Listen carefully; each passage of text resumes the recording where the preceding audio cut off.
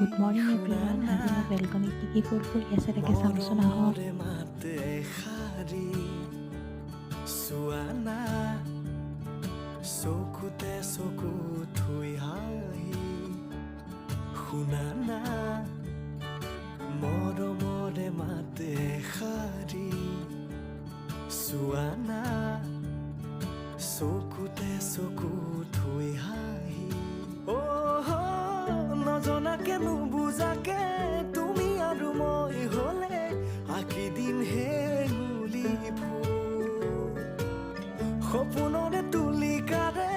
আঁকিলো তোমাৰ হাঁহি